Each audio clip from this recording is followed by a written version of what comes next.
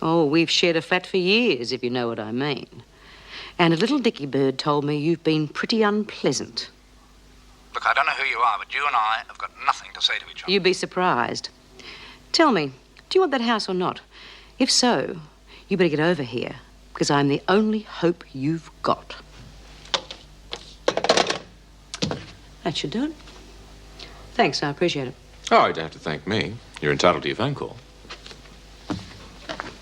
Smith. Be careful, eh? Yeah. John, did you get a description? No, not much. Tall, thick-set, blonde. It's sketchy. It does sound a bit like one of McNally's boys. No. We've known about Tranter for some time. I didn't know he was connected with McNally.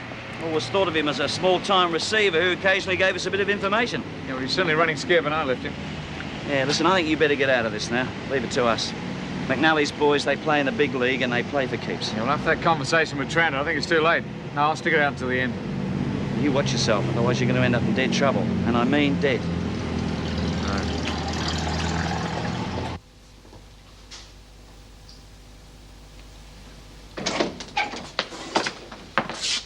Well, come in, Mr. Humphrey. Sit down. I don't intend to make this a social visit, so say what you've got to say so I can get out of here. Oh, Mr. Fletcher, I forgot something. I left the steam on full in the steam press. Could be dangerous if anyone else uses it.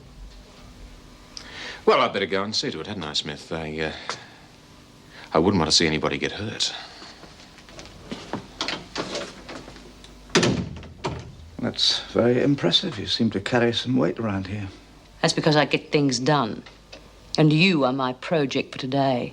So let's get started on it, eh? By all means. I won't beat around the bush with you because you're not worth it. Now, don't talk to me like that. I think I have a proposition for you that might be very interesting. Oh, yes. The house.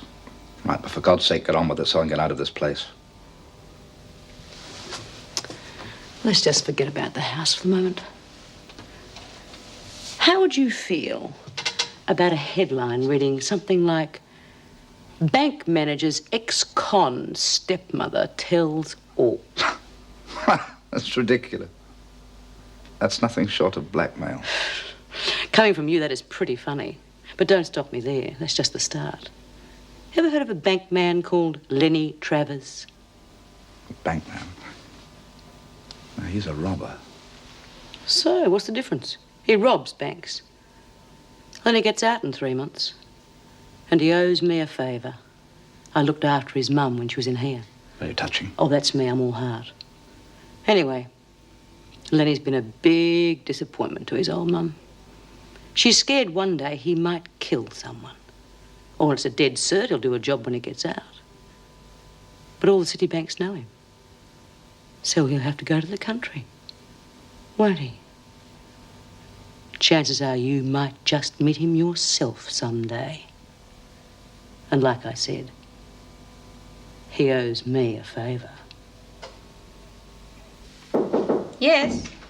Have you got a moment, Mrs. Davidson? Yes, Miss Bennett. What can I do for you? It's about the wedding. Oh, yes. Very sad, isn't it? I didn't mean Birdsworth's. I meant mine. Pardon? My wedding to Terry. Your wedding?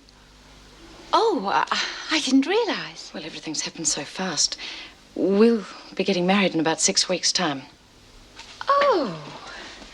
Well, that's wonderful. My very best wishes. Oh, thank you, Mrs. Davidson.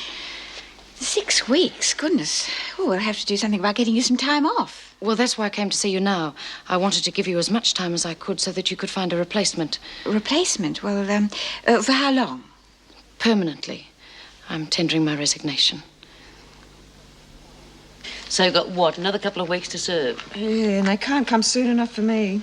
I'm on edge every time I'm alone. I've got to keep one eye over my shoulder all the time. Well, there's your answer then.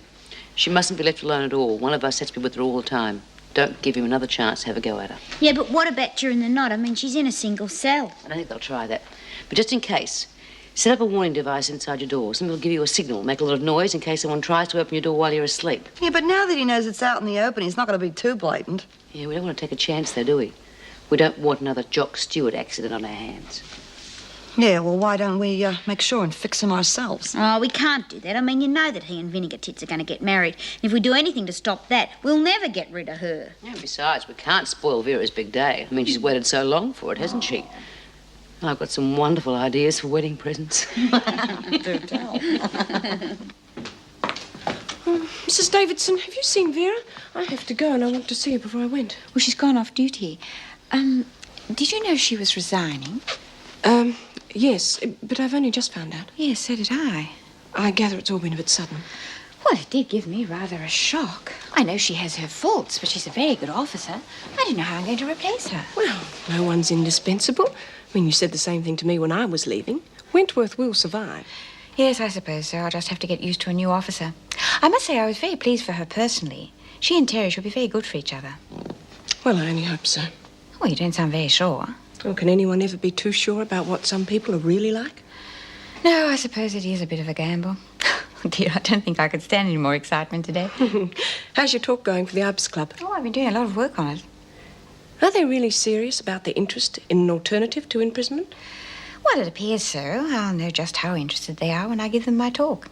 You wouldn't like to come along and back me up, would you? I'd love to, but unfortunately, there are only 7 days in 1 week. Well, good luck. And don't worry about Vera. You'll find someone to replace her. Good night. Good night, Meg.